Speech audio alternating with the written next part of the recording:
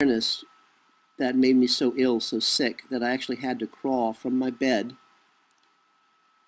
in a little studio apartment down the hallway into the bathroom on my hands and knees, stick my head in the toilet and dry heave. And I dry heaved into that toilet for about 18 months. As I said, I could work. And it appeared for all the world that I could function, you know. But that was after crawling into the bathroom every morning, dry heaving into the toilet. I would then take a shower, get dressed, go to work. I could work. I was on the A list of 3 different temp agencies in Hollywood at the time, and I was in tremendous demand. I was turning work down. I would then go home from work, have dinner, watch TV, hoping against hope my mind would shut down. And then I'd crawl into bed and have the most graphic, horrifying, terrifying dreams imaginable. Things I can't even now describe. Those that I can remember.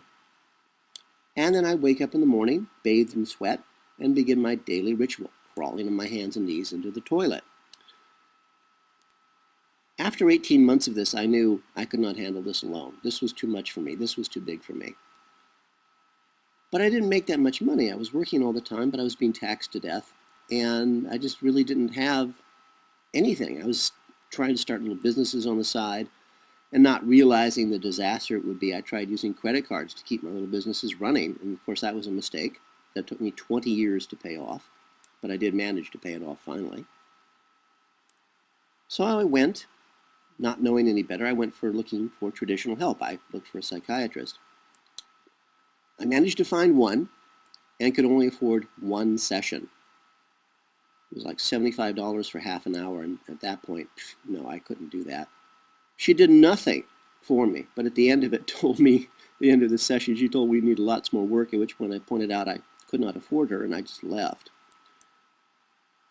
The first real steps towards being me, I was going to say being normal, but from what I've seen of the human world, normal just frankly doesn't exist.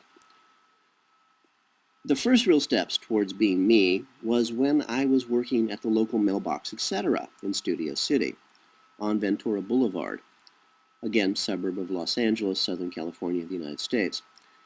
And I was meeting all these big Hollywood stars, as they all had P.O. boxes there, and producers and directors, and as well as there's always the local characters. Local characters are a tradition in Hollywood. They're everywhere. They're just people just desperate for attention. And that's why you go to Hollywood to be a star. You're desperate for attention. Now, one such local color called himself the Captain. Now, the Captain was a very powerfully built little black guy. Came about basically the top of his head came to my shoulder blade. And he fancied himself the descendant of pharaohs. And he wore this skin-tight latex outfit of like white and neon blue. And he even wore a pharaoh's crown. I can't remember what a pharaoh's crown is called. To say that he stood out in a crowd was an understatement. But he was truly a nice man. I didn't have the heart to tell him that Pharaoh was actually a white man with red hair and blue eyes, as that's a genetic trait of all the people that the Babylonians genetically modified to serve them. But other than that, he was a nice man. He was a father. And he was a professional trainer. He was very popular with the female movie stars and television stars in Hollywood who trained him as their personal trainer. He had girlfriends that you and I couldn't even possibly begin to imagine. And they were all desperate for him to marry them. He didn't fall for that. Good for him. Anyway, he and I got to be pals. And I mentioned to him that I really wanted to do weightlifting. And at the time, I was 6 foot tall and weighed 138 pounds, so that was, sort of funny. I'm a little shorter now and not that light, but I'm still sort of sticks and bones at the moment. Anyway, he declared, staring at this little skinny little guy, that he was going to make me a power lifter. I said, okay, cool. Well, I never had the money to continue working with him. I was being taxed to death, as we talked about. But the very first thing the Captain did for me was to give me a massage. With magnets. There was something about the magnets, and we've talked about the need that the human body has for a very strong magnetic field in order for us to be healthy. We covered this in a previous episode. But for some reason, the massage with magnets triggered something in my body, my mind. I actually began to heal. The first effect that I remember experiencing was to suddenly notice that the people I worked for at the mailbox, etc., there in Studio City on Ventura Boulevard, were treating me very, very badly. It then occurred to me that everyone I had ever known growing up or had ever worked for had also treated me very, very badly. And for some reason, I had never noticed it before. As the years went by and I forgot repeatedly about my first day of waking, I guess, I continued to heal. Part of the child rape trauma programming that the CIA does is to continually remind you to forget. And sometimes I forget for years that any of this happened. Of course, I also continue to forget the anniversary of my last living relative's death. He was also a survivor, if you could call what we are survivors, of those same child-raping, trauma-based torture sessions from his or our CIA handlers. But for him, luckily, on 1 February the 2nd, it all ended. This was years before, my triggers kicked in and I began somehow to heal. He came over to see me and he was breathing so hard he could barely talk. And then he just collapsed in my arms.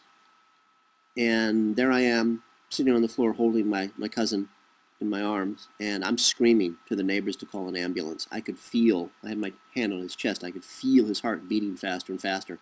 And he was breathing faster and faster, and he couldn't get any air in him.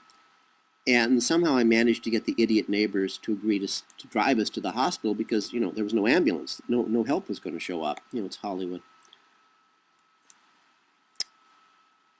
And I was also screaming for someone to give me a gun. My cousin was in such horrifying pain, I just wanted to put him out of his misery. No one would give me a gun. If they had, I'd be in prison now because I would have shot him just to put him out of his misery. I mean, you can't begin to know or understand what horror is until you see it actually not unleashed, but no longer controllable. And it just pours out of the body.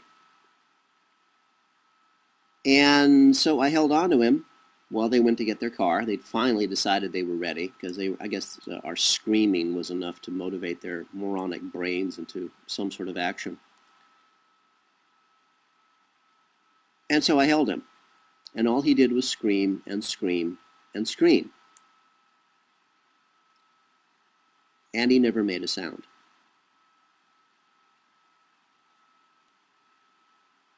So as the idiot neighbors came back to tell me they were finally ready to drive us to the hospital, I just told them to never mind.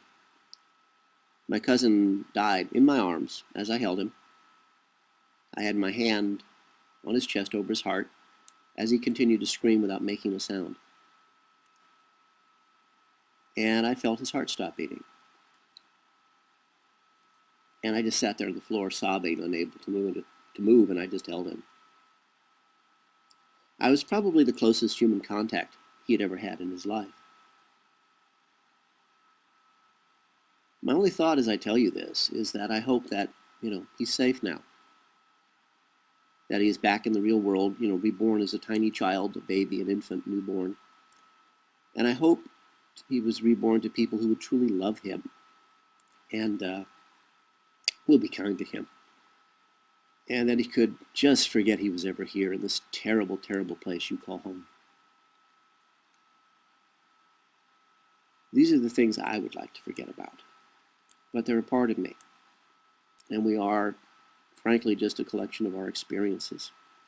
And our masters know this, and this is why they lay these layer after layer of horrors, tragedies, wars, disease, hatred on us. Because we know it becomes part of us.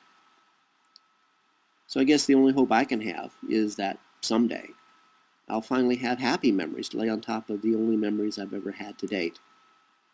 Bad ones. Anyway, next. Somehow I managed to find a qualified and talented and skilled hypnotist. And she was the next major step in my healing process. Psychiatrists are a waste of time. Mostly they're really sick people themselves. Just stay away from them. Again, not having much in the way of money, and what I was making I was being taxed to death on, I could only afford 2 sessions with her, this hypnotherapist. And they were way too far apart in time for me and for her. But she managed to unlock what I guess I could call triggers, for lack of a better word, or maybe memory blocks is what they were. Again, that pre-programmed thing to forget. But from those 2 one-hour sessions, each time with me crying so hard that she actually thought I would have a heart attack, my shirt soaking wet as I sobbed and screamed, I got rid of, or I guess I got accessed more of what had been done to me. Horrifying imagery, horrifying events, most of which I cannot even consciously remember. And the interesting thing to me is, even today, knowing that these things were done to me, the programming is still there